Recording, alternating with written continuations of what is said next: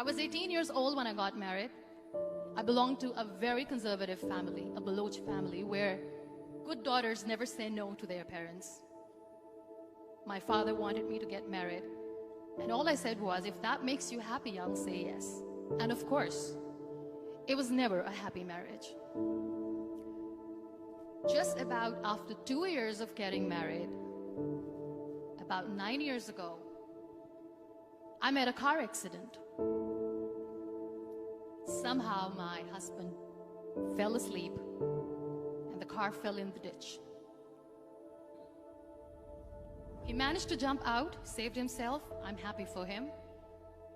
But I stayed inside the car and I sustained a lot of injuries. The list is a bit long. Radius ulna of my right arm were fractured. The wrist was fractured. Shoulder bone and collarbone were fractured. My whole rib cage got fractured. But that injury that changed me and my life completely was the spine injury. Many people came to rescue.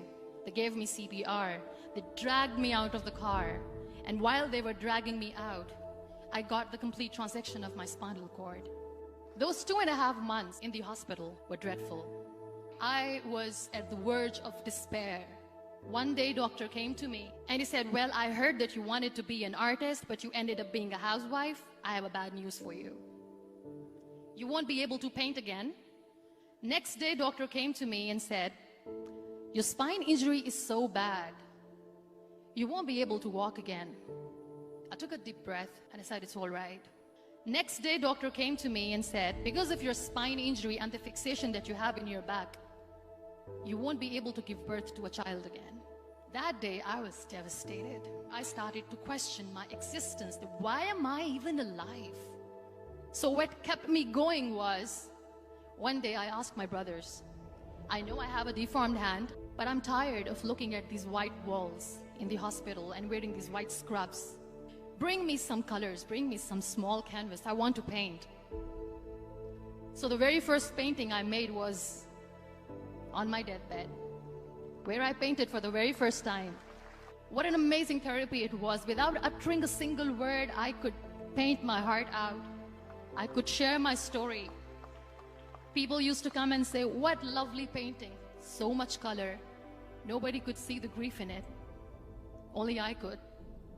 And that day I decided that I'm going to live life for myself. I am not going to be that perfect person for someone. I am just going to take this moment and I will make it perfect for myself.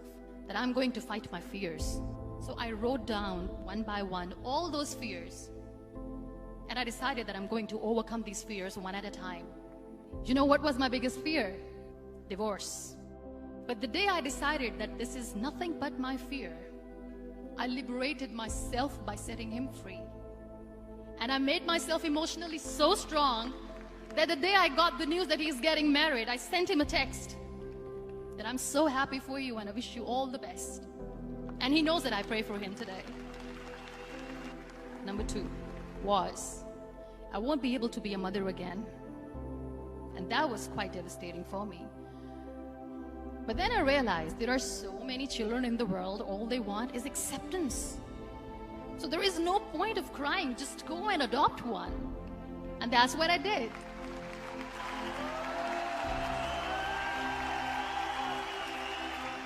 I gave my name in different organizations, different orphanages, and I waited patiently.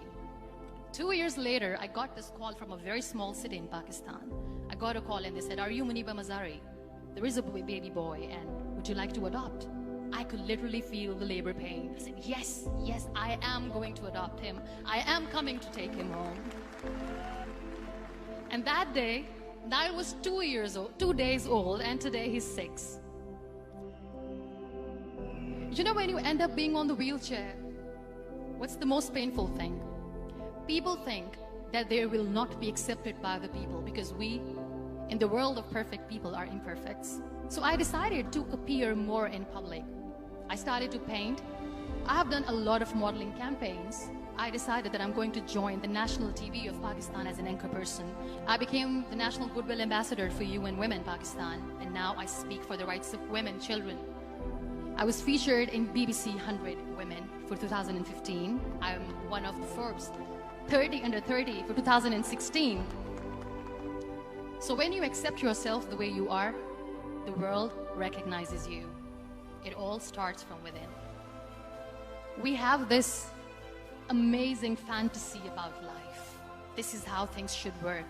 This is my plan. It should go as per my plan. If that doesn't happen, we give up. I never wanted to be on the wheelchair. Never thought of being on the wheelchair.